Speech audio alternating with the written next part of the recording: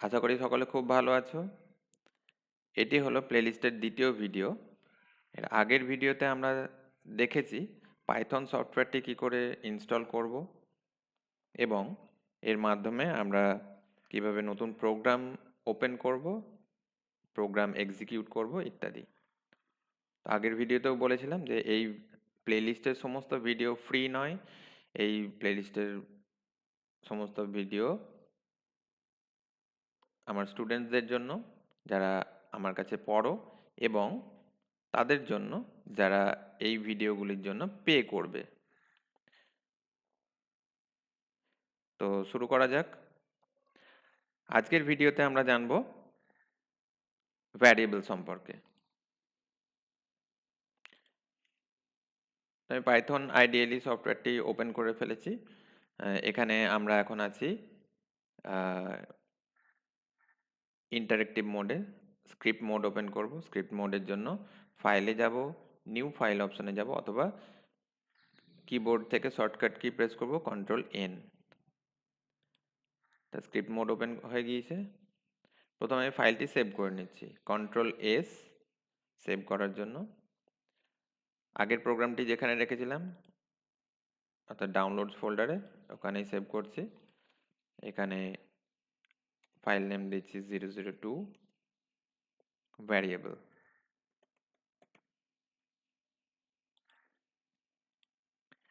বেশ, তো ভ্যারিয়েবল কি? ভ্যারিয়েবল হচ্ছে একটা নাম, যে নামের মাধ্যমে আমরা মেমোরিকে অ্যাক্সেস করতে পারবো। অর্থাৎ কম্পিউটারে যে মেমোরি আছে, অর্থাৎ এখানে র্যামের কথা বলছি। তো র্যামের মধ্যে প্রচুর জায়গা আছে যেখানে আমরা ডেটা স্টোর করে রাখতে পারি। তো সেই জায়গাগুলোকে চেনার জন্য একটা নামের দরকার পড়ে। তো সেই নামটাই হচ্ছে ভ্যারিয়েবল নেম। তো ভ্যারিয়েবল নেমটা দেওয়ার জন্য এখানে আমাকে লিখতে হবে ভ্যারিয়েবলের নাম। ধরো এ লিখলাম, এর মধ্যে আমি কোনো একটা সংখ্যা আগে থেকে স্টোর করে রাখছি।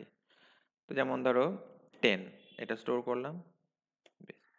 আরেকটা ভ্যারিয়েবল ক্রিয়েট করছি, ধরো বি।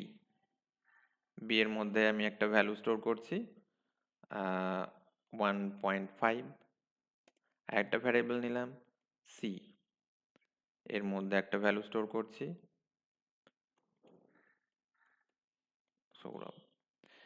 তাহলে এখানে দেখো তিনটে ভ্যারিয়েবল ডিক্লেয়ার করছি এ, বি আর সি নামে। তিনটে ভ্যারিয়েবলের মধ্যে তিনটে ডেটা বা তিন ধরনের ডেটা আছে। তো প্রথম যে ডেটাটা আছে 10, এটা হচ্ছে একটা ইন্টিজার টাইপের ডেটা। তারপরে হচ্ছে যেখানে ফ্র্যাকশনাল পার্ট আমরা দেখতে পাচ্ছি 1.5, এটাকে বলা হয় ফ্লোট টাইপের ডেটা। এবং তারপরে এখানে ডাবল কোটেশন অথবা সিঙ্গেল কোটেশনের মধ্যে যদি কিছু লেখা থাকে, সেটা হচ্ছে স্ট্রিং টাইপের ডেটা। তো এই তিন ধরনের ডেটা আমরা এই ক্লাসে বা এই ভিডিওতে জানবো, তিন ধরনের ডেটা সম্পর্কে। তো প্রথমে আমি একটা কাজ করছি, দুটো ভ্যারিয়েবলের মধ্যে ইন্টিজার টাইপের ডেটা স্টোর করছি। একটাতে 10 নিলাম, একটাতে 5 নিলাম, এন্টার করলাম। সি এর মধ্যে আমি স্টোর করছি a প্লাস বি এবং প্রিন্ট করব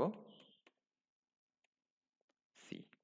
প্রিন্ট হচ্ছে একটা ফাংশন যার মাধ্যমে আমরা আউটপুট স্ক্রিনে কিছু দেখাতে পারি। তো এখানে যে কাজটা হচ্ছে 10 এর মধ্যে স্টোর করলাম, 5 বি এর মধ্যে স্টোর করলাম।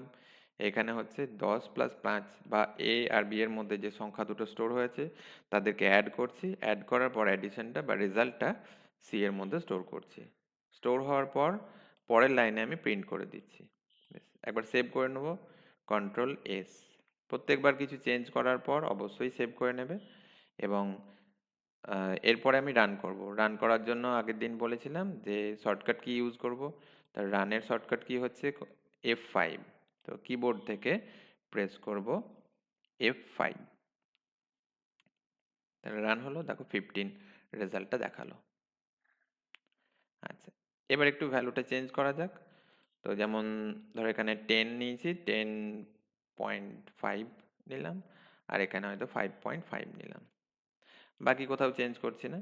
তাহলে এখানে ফ্লোট টাইপের ডেটা নিয়েছি দুটো, যে দুটো ডেটা আমি এ আর বি এর মধ্যে স্টোর করছি এবং সি এর মধ্যে এ আর বি কে অ্যাড করে অ্যাডিশনটা স্টোর করছি, এবং তারপরে 4 নম্বর লাইনে সি এর ভ্যালুটা প্রিন্ট করছি।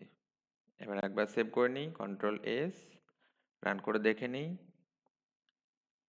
F5, তাহলে কি আসছে 16.0। তাহলে এখানে দেখো রেজাল্টটা পয়েন্টে আসছে, কারণ এখানে যে ডেটা টাইপটা হচ্ছে পয়েন্টে দেওয়া আছে, অর্থাৎ ফ্লোট টাইপের ডেটা নেওয়া হয়েছে।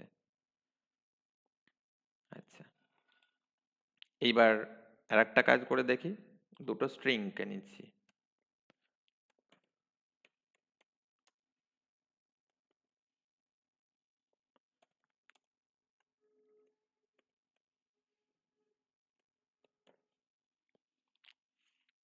সেভ করলাম, রান করলাম। তাহলে কি হচ্ছে দেখো, আমার নামটা এরকম করে গোটাটা দেখাচ্ছে।